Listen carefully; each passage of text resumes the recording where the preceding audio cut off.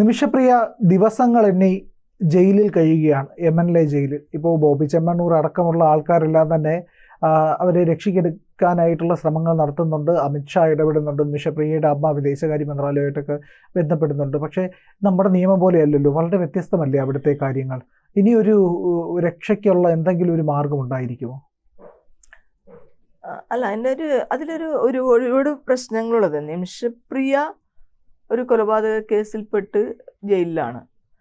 അപ്പോൾ അവിടെ മാപ്പ് അപേക്ഷ കൊടുക്കൽ, അതായത് ആർക്കാണോ ഈ നഷ്ടപ്പെട്ടത് അവരുടെ മാപ്പ് അപേക്ഷ ഉണ്ടെങ്കിൽ അവർ മാപ്പ് അനുവദിച്ചു കഴിഞ്ഞാൽ അതിൻ്റെ ലെറ്റർ അവിടെ എംബസി വഴി അവിടെ എത്തിക്കഴിഞ്ഞാൽ സാധാരണ രീതിയിൽ അവിടെ മാപ്പ് കൊടുക്കപ്പെടുന്ന ഒരുപാട് സന്ദർഭങ്ങൾ ഉണ്ടായിട്ടുണ്ട്.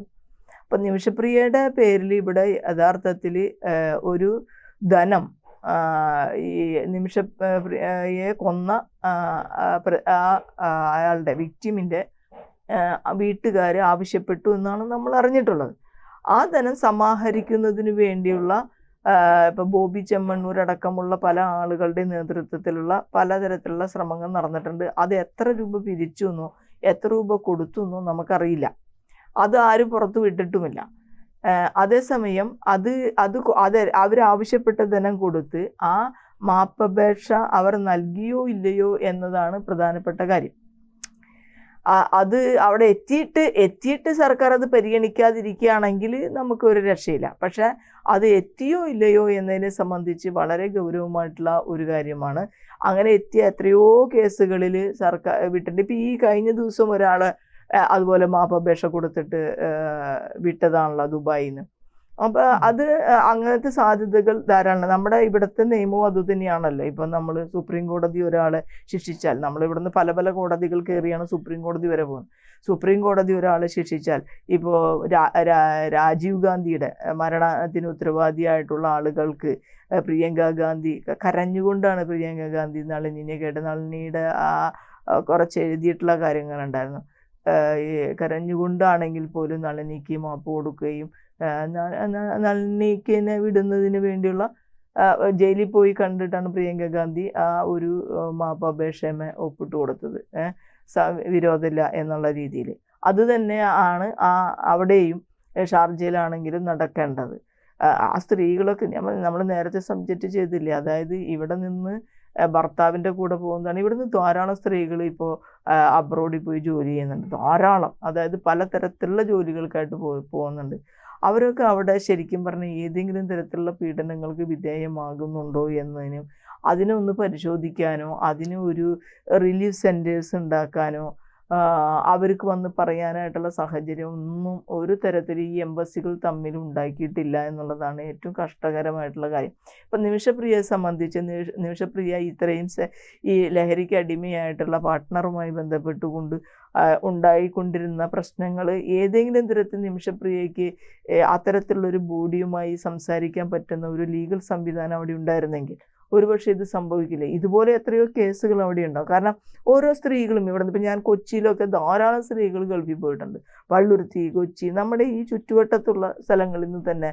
കാരണം ഇവിടെ ഒരു സ്ത്രീകളെ സംബന്ധിച്ച് ഇപ്പോൾ വീട്ടുവേലയ്ക്കാണെങ്കിൽ പോലും അവിടെ പോയി ജോലി ചെയ്ത് വീട്ടിലേക്ക് പണം അയക്കുന്ന, നേരത്തെ പുരുഷന്മാർ മാത്രമായിരുന്നു പോയിക്കൊണ്ടിരുന്നത്. പക്ഷെ ഇപ്പോൾ പുരുഷന്മാർ ഇവിടെ നിൽക്കുന്നു, സ്ത്രീകൾ പോയി ജോലി ചെയ്യുന്നു, പൈസ അയക്കുന്നു എന്ന് പറയുന്ന സംവിധാനം ധാരാളം കേരളത്തിൽ വളർന്നു വന്നിട്ടുണ്ട്. തീർച്ചയായിട്ടും ഈ സ്ത്രീകൾ സെക്ഷൽ ഹരാസ്മെൻറ്റിന് വിധേയരാകാനായിട്ടുള്ള എല്ലാ സാധ്യതകളും കാണേണ്ടതാണ്. അപ്പോൾ അങ്ങനെ വരുമ്പോൾ അവരുടെ ജീവിതത്തെയും അവരുടെ അഭിമാനത്തെയും വരെ പണയം വയ്ക്കുന്ന ഗതികേടാണ് അവർക്ക് ഉണ്ടാകുന്നത്. ഇത്തരത്തിൽ കയറ്റി അയക്കപ്പെടുന്ന ആ സ്ത്രീകൾക്ക് മനുഷ്യക്കടത്ത് തന്നെയാണല്ലോ വേറെ തരത്തിൽ പറഞ്ഞാൽ. ഒന്ന് ഇന്ത്യയിലെ ഇത്തരത്തിൽ ജോലിയില്ലാത്ത ഒരു സാഹചര്യം, ഇവിടുത്തെ തൊഴിലില്ലായ്മയാണ് അവരെ കൊണ്ടൊക്കെ ആ തരത്തിൽ. മാത്രമല്ല കുറച്ചും കൂടി ഉയർന്ന ഒരു ശമ്പളവും ഇവിടുത്തെ രൂപയേക്കാൾ ഉയർന്ന മൂല്യമുണ്ട് അവിടുത്തെ കറൻസിക്ക് എന്നതുകൊണ്ട് കൂടിയാണ് ഈ ആളുകൾ ഇവിടുന്ന് കയറി പോകുന്നത്. അപ്പോൾ ആ ആളുകൾ അവിടെ സുരക്ഷിതമായിട്ടാണോ ജോലി ചെയ്യുന്നത് എന്ന് പരിശോധിക്കുന്നത്. അവിടുത്തെ നിയമങ്ങളൊക്കെ ഉണ്ടെങ്കിലും ഇവർക്ക് പറയാനായിട്ടുള്ളവരുടെ പിന്നെ പല അസോസിയേഷനുകൾ മാത്രമാണുള്ളത്. ഈ അസോസിയേഷനുകളല്ലാതെ ഒരു ലീഗൽ ബോഡി എംബസി എന്ന് പറഞ്ഞു കഴിഞ്ഞാൽ ഇവരുടെ ട്രാവൽ അതിൻ്റെ അതനുസരിച്ച് വന്നുള്ള കാര്യങ്ങൾ മാത്രമാണ് ചെയ്യുന്നത്. പിന്നെ എംബസി വഴിയാണ് രേഖകളൊക്കെ ഇങ്ങോട്ട് അയക്കുക, അങ്ങനെയൊക്കെയുള്ള കുറേ കാര്യങ്ങൾ എംബസിയാണ് ചെയ്യുന്നത്. അതേസമയം ഇവരുടെ ഗ്രിവൻസ് റിഡ്രസൽ സെൽ എന്നുള്ള രീതിയിൽ അവിടുത്തെ ആളുകളും ഇവിടുത്തെ എംബസിയിലെ ആളുകളും ഒരുമിച്ചുള്ള ഒരു സംവിധാനം ഉണ്ടാക്കുന്നതിന് വേണ്ടിയാണ് ശ്രമിക്കേണ്ടത്. എസ്പെഷ്യലി സ്ത്രീകളുടെ കാര്യത്തിൽ സ്ത്രീകളെ സംബന്ധിച്ച് നല്ല രീതിയിലുള്ള പ്രശ്നങ്ങൾ അഭിമുഖീകരിക്കുന്നുണ്ട്. കാരണം ഭർത്താവുമായി പോയ ഒരു സ്ത്രീയാണ്, അച്ഛനും കൂടെ കിടക്കേണ്ടി വരുന്നു, ഗാർഹിക പീഡനത്തിന് വിധേയമായി മാറുന്നു. അവിടെ അത്തരത്തിലുള്ള സ്ത്രീകൾ ഗാർഹിക പീഡനത്തിന് വിധേയമായാൽ അവിടെ നിന്ന് തിരിച്ചു വരാനോ പോകാനോ ഒരു വഴിയുമില്ല. അത് അനുഭവിച്ച് അവിടെ കിടക്കുന്നല്ലാതെ വിസയൊക്കെ അവരുമായി ബന്ധപ്പെട്ടാണ് കിടക്കുന്നത്. അത് അല്ലാതെ തിരിച്ചു വരാനായിട്ട് അവർക്ക് കഴിയും. ഇത്തരം പ്രശ്നങ്ങൾക്ക് കേന്ദ്ര സർക്കാരിൻ്റെയും കേരളത്തിൽ നിന്ന് മാത്രമല്ല കേട്ടോ, എല്ലാ സംസ്ഥാനങ്ങളിൽ നിന്നും ഇപ്പോൾ സ്ത്രീകൾ ഇത്തരം രാജ്യങ്ങളിലേക്ക് പോകുന്നുണ്ട്. ഈ അറബ് രാജ്യങ്ങളുടെ നിയമം ഇത്തിരി കോംപ്ലിക്കേറ്റഡ് ആണ്. മിക്കവാറും ശരിയായ നിയമങ്ങളൊക്കെ ആയിരിക്കും ഉണ്ടാകുന്നത്. അതിൽ നിന്നൊക്കെ ആ നിയമം കർക്കശമായിട്ട് അവർ നടപ്പിലാക്കുകയും ചെയ്യും. അതായത് നമ്മളുടെ ഇവിടെ ലൂപ്പ് ഹോൾസ് ഉള്ളതുപോലെ അവിടുത്തെ നിയമങ്ങളിൽ ലൂപ്പ് ഹോൾസ് വളരെ കുറവല്ലേ ഈ പറയുന്ന കേസുകളൊക്കെ രക്ഷപ്പെടാൻ? ലൂപ്പ് ഹോൾസ് അവിടെ കുറവാണ്. അപ്പോൾ സെക്ഷൽ ഹരാസ്മെൻറ്റിനാണെങ്കിലും ഡെത്ത് അങ്ങനെയുള്ള എല്ലാ കാര്യങ്ങൾക്കും അവിടെ നിയമങ്ങൾ വളരെ സ്ട്രിക്റ്റാണ്. അതേസമയം അവിടെ തന്നെ ഈ സ്ട്രിക്റ്റ് ആയിട്ടുള്ള നിയമത്തിനെ തന്നെ മറച്ചു പിടിച്ചുകൊണ്ട് ഇത്തരം എല്ലാ പ്രവൃത്തികളും നടക്കുന്ന സ്ഥലങ്ങൾ തന്നെയാണ് ഇതൊക്കെ. പക്ഷേ പിടിക്കപ്പെട്ടാൽ പിന്നെ ഈ നിയമത്തിന് വിധേയമാവുകയും അത് വളരെ സ്ട്രിക്റ്റ് ആയിട്ട്, ഇപ്പോൾ സെക്ഷൽ കേസുകളിലൊക്കെ പിന്നെ മരണമല്ലാതെ വേറെ ഒന്നും ശിക്ഷയില്ലല്ലോ. അതൊക്കെ വളരെ ഗൗരവമായിട്ടുള്ള കാര്യങ്ങളാണ്. അല്ല, ഒരു തരത്തിൽ നോക്കിക്കഴിഞ്ഞാൽ നമ്മളിപ്പോൾ ഇന്ത്യയിൽ ഇരുന്നുകൊണ്ട് നമ്മൾ പറയും, ഇപ്പോൾ ഗോവിന്ദച്ചാമി സെക്ഷലി ഒരു സ്ത്രീയെ ഉപയോഗിച്ച് കൊന്നു കളഞ്ഞു എന്ന് പറയും. അങ്ങനെ പറഞ്ഞ കേസിൽ ഗോവിന്ദച്ചാമി ഇന്ന് ജയിലിൽ കഴിയുമ്പോൾ ജയിലിൽ ഏറ്റവും സുഖകരമായിട്ടുള്ള സംവിധാനത്തിലാണ് അയാൾ കിടക്കുന്നത്. അയാൾക്ക് ഒരു പക്ഷേ ട്രെയിനിൽ അയാൾ ഭിക്ഷ യാചിച്ചോ അല്ലെങ്കിൽ ഈ സ്വർണ്ണക്കള്ളക്കടത്തുകാരുടെ ഏജൻ്റായിട്ടോ പ്രവർത്തിച്ചിരുന്നതിനേക്കാൾ എത്രയോ മെച്ചമായിട്ടുള്ള ശരീരം തന്നെ മാറി അയാൾക്കൊരു മനുഷ്യൻ്റെ ശരീരമായിട്ട്, നല്ല മനുഷ്യൻ, സാധാരണ നമ്മൾ ജീവിക്കുന്ന മനുഷ്യർ. നേരത്തെ ഈ വിഷയത്തിൽ അയാൾ ഇടപെടുന്ന സമയത്ത് അയാളുടെ ശരീരം എങ്ങനെ ഇരുന്നാന്ന്, ഇപ്പം അയാൾ സാധാരണ നമ്മളെല്ലാവരും ജീവിക്കുന്ന മനുഷ്യരെ പോലെ അയാൾ മാറി. അപ്പോൾ ഇവിടെ നമ്മളുടെ കുറ്റവാളികളായിട്ടുള്ള ആളുകൾക്ക് പിന്നെ ഈ നിയമമാണെങ്കിൽ ഇവിടെ വളരെയധികം ലിബറലാണ് പ്രതികളെ സംബന്ധിച്ചിടത്തോളം. അവിടെ പ്രതികൾക്ക് യാതൊരു തരത്തിലുള്ള ലിബറൽ സംവിധാനം പിടിക്കപ്പെട്ടാലില്ല.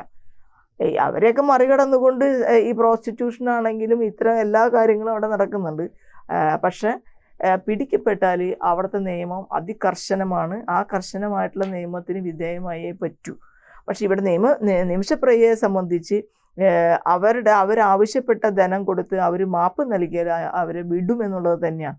പക്ഷെ ഇതിനു വേണ്ടി മുൻകൈ എടുത്തിട്ടുള്ള ആളുകൾ ആ പ്രോഗ്രസിനെ സംബന്ധിച്ച് ജനങ്ങളോട് പറയുന്നില്ല എന്ന് പറഞ്ഞാൽ നമ്മൾ നേരിടുന്ന ഏറ്റവും വലിയ പ്രശ്നം. കൂടുതൽ വാർത്തകളും വിശേഷങ്ങളും നിങ്ങളിലേക്ക് എത്താൻ ABC മലയാളം സബ്സ്ക്രൈബ് ചെയ്യുക, ബെൽ ബട്ടണും അമർത്തുക.